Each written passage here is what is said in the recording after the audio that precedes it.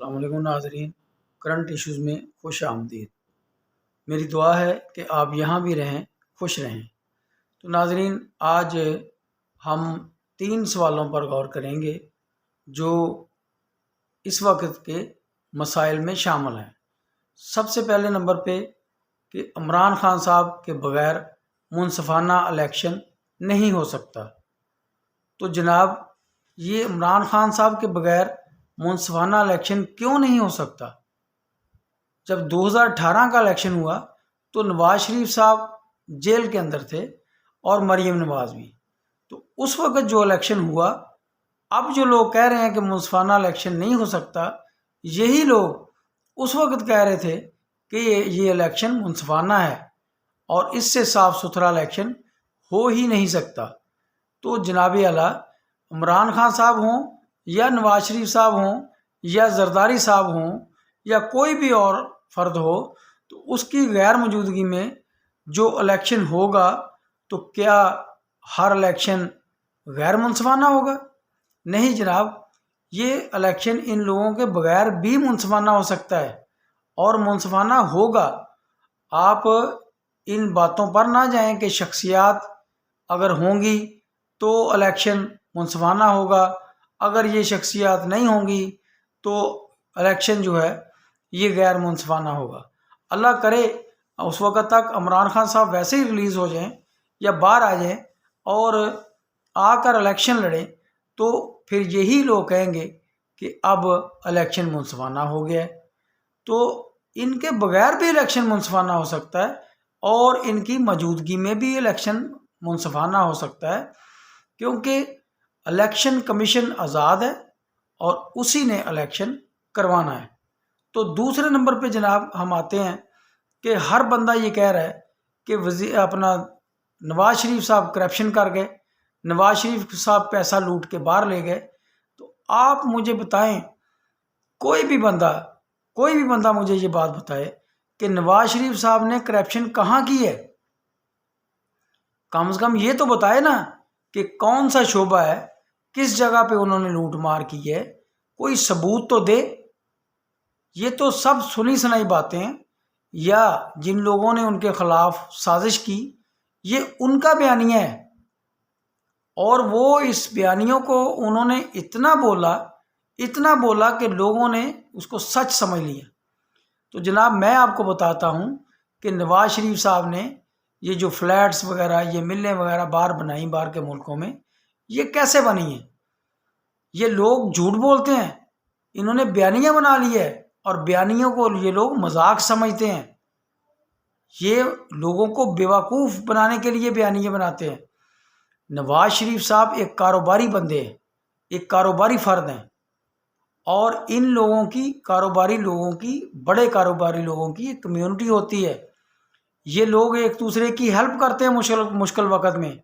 تو جب پرویز مشرف صاحب نے نواز شریف صاحب کا سب کچھ چھین لیا اور انہیں ملک بدر کر دیا، تو اسی کمیونٹی نے، انہی سرمایہ داروں نے نواز شریف صاحب کی مدد کی، ان کو پیسے دیے اور ان کو کاروبار کرنے میں مدد دی۔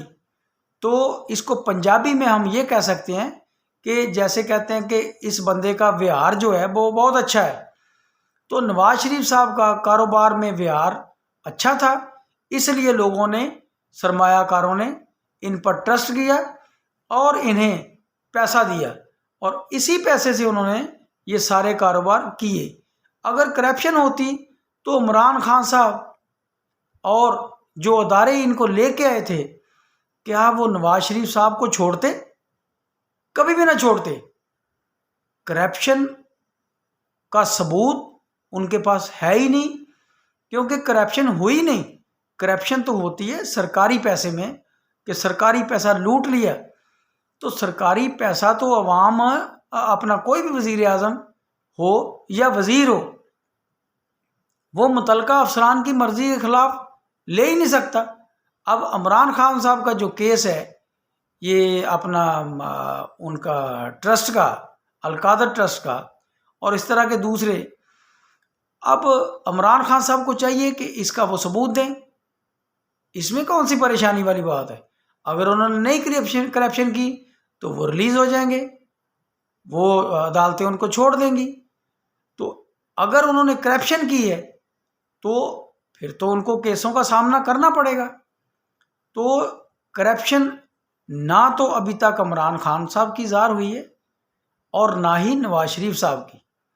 تو میں تو اس بات پر بلیو ہی نہیں کرتا، یہ میڈیا نے اور ہمارے جو کرتا دھرتا ہے ان لوگوں نے کرپشن کر کے لوگوں کے ذہن اتنے غلط کر دیے ہیں کہ لوگ چھوٹی سی بات کو اور ان جھوٹی باتوں کو سچ سمجھ رہے ہیں۔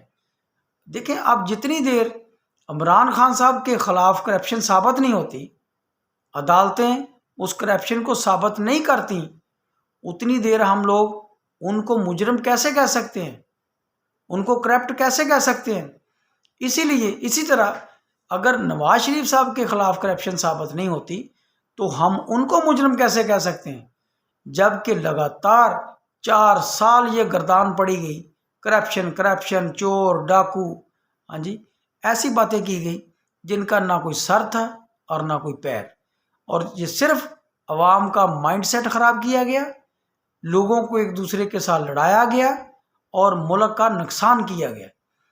اور تیسری بات پہ میں اب آؤں گا جس کی وجہ سے لوگوں کے ذہن خراب ہو رہے ہیں، اور میں بار بار اپنی ویڈیوز میں اس کا ذکر کر رہا ہوں، لیکن کسی نہ تو ٹی وی چینل پہ اثر ہو رہا ہے اور نہ ہی اینکر پرسنز پہ۔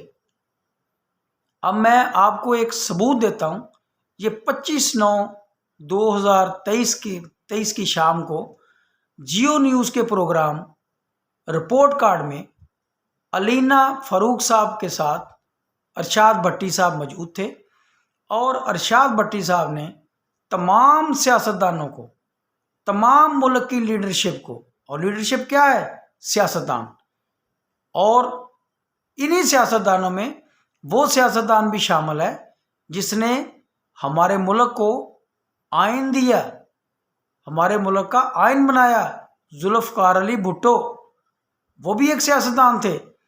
اور سیاستدان آپ کس کو کہہ رہے ہیں؟ یہ گلی محلے میں جو کونسلر سے شروع ہوتے ہیں، یہ ہیں گراس روٹ لیول پہ سیاستدان۔ اصل سیاستدان یہی لوگ ہوتے ہیں، اور کسی کو کیا پتا کہ کون سا کونسلر آج کا کونسلر کل کا وزیر اعظم ہو۔ اور ہم ان کو ٹی وی چینلز پر بیٹھ کر یہ 25 تاریخ کو ارشاد بھٹی صاحب نے جو الفاظ کوٹ کیے وہ یہ ہیں کہ سیاستدان لچے، لفنگے، چور، ڈاکو ہوتے ہیں۔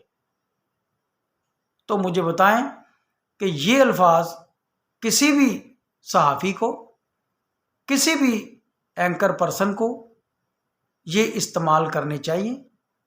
اگر کسی اینکر پرسن کے پروگرام میں کوئی صحافی بیٹھا ہے، کوئی وکیل بیٹھا ہے، کوئی اور شعبے کا بندہ بیٹھا ہے، تو اگر وہ سیاستدانوں کو، ہماری لیڈرشپ کو، جو کوئی بھی ہو سکتی ہے، عمران خان صاحب، زرداری صاحب اور نواز شریف صاحب، کوئی بھی ہو سکتا ہے، ان تمام کو، اور جو گلی محلوں میں یہ جو ناظم، کونسلر، یہ سب بیٹھے ہیں، چیئرمین، ان لوگوں کو کوئی گالی دے، ان لوگوں کو لچا لفنگا کہے، تو آپ لوگ کیا یہ سن لیں گے؟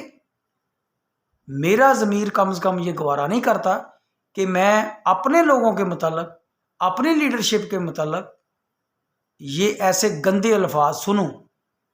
اور علینا فاروق صاحب نے ارشاد بھٹی صاحب کو یہ الفاظ استعمال کرنے سے نہیں روکا، جبکہ ان کو لوگ پسند کرتے ہیں، ان کا لوگ پروگرام دیکھتے ہیں، ان کو چاہیے تھا کہ ارشاد بھٹی صاحب کو روکتے۔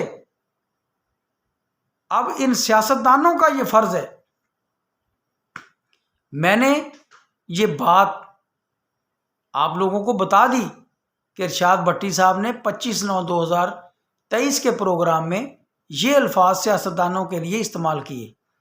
اب تمام سیاستدانوں کا یہ فرض ہے کہ وہ کم از کم ارشاد بھٹی صاحب کا شجرہ نسب ہی نکال کر دیکھ لیں کہ یہ ہمیشہ گالی کیوں دیتے ہیں۔ ایسے الفاظ یہ استعمال کیوں کرتے ہیں؟ تو ان کا شجرہ نسب تو نکال کر دیکھیں، کہیں ہم پوری قوم کسی دھوکے میں تو نہیں۔ تو بھٹی جو ہوتے ہیں وہ تو لینڈ لارڈ جگیردار پڑھے لکھے لوگوں کو کہتے ہیں بھٹی، اور دوسرا ہوتے ہیں جن کو ہم پنجابی میں کہہ سکتے ہیں گانے بجانے والے اور مراسی، ان میں بھی بھٹی ہوتے ہیں۔ اور تیسری وہ ہے جو دیہاتوں میں لوگ مشکوں میں پانی بھر کر آج سے 20-25 سال پہلے لوگوں کے گھروں میں پانی دیا کرتے تھے۔ ایک ٹینکر ہوتا تھا اور اس میں مشک سے پانی نکال کر تو گھروں کے گڑھوں میں وہ ماشکی ڈالتا تھا، تو اس ماشکی کو بھی وہ بھی اب بھٹی کہلاتے ہیں، کیونکہ وقت گزر چکا ہے اور وہ وقت کے ساتھ ساتھ اب وہ بھی اپنے آپ کو بھٹی کہلاتے ہیں۔ تو ان کا کم از کم کسی کو اگر پتہ ہے تو وہ عوام کو تو بتائے کہ یہ بھٹی صاحب تینوں میں سے کون ہیں جو ایسے الفاظ استعمال کرتے ہیں۔ تو میری میڈیا اینکرز، میڈیا ہاؤسز سے گزارش ہے کہ کوئی صحافی، کوئی بندہ، کوئی سیاستدان، کوئی وکیل آپ کے پروگرام میں آتا ہے تو اس کی زبان کو ٹھیک کریں، اس کے الفاظ کا چناؤ درست کروائیں، جہاں پر وہ غلط ہوتا ہے اس کو روکیں اور اس کے الفاظ کو حذف کروائیں۔ کسی کی کوئی بے عزتی ٹی وی چینل پر بیٹھ کر کیسے کر سکتا ہے؟ بھٹی صاحب کو کیا پتا کہ کون سا، کس کو وہ کہہ رہے ہیں لچا لفنگا؟ اس میں تو پوری قوم ہی آ جاتی ہے۔ اس میں کل کو بھٹی صاحب الیکشن پہ کھڑے ہوں تو پھر وہ بھی لچے لفنگے ہو گئے۔ تو میری بھٹی صاحب سے گزارش ہے کہ اپنے الفاظ کا چناؤ درست کریں۔ ٹی وی چینلز پہ بیٹھ کر آپ پوری قوم کا ذہن خراب کر رہے ہیں، پوری قوم کو ڈیوائیڈ کر رہے ہیں، اداروں کو اور قوم کو لڑا رہے ہیں۔ ایسے کام کرنے چھوڑ دیں، یہ آپ کو زیب نہیں دیتا۔ تو ناظرین، اس کے ساتھ ہی میں آپ سے اجازت چاہتا ہوں، اس دعا کے ساتھ کہ اللہ تعالیٰ آپ پر اپنی بے شمار نعمتیں عطا فرمائے۔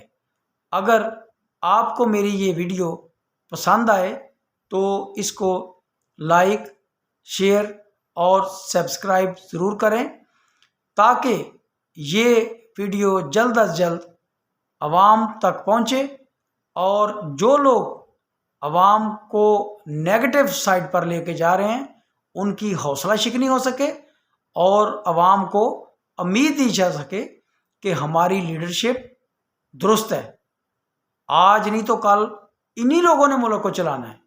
تو میں اب آپ سے اجازت چاہتا ہوں۔ اللہ تعالیٰ آپ کا حافظ و ناصر ہو۔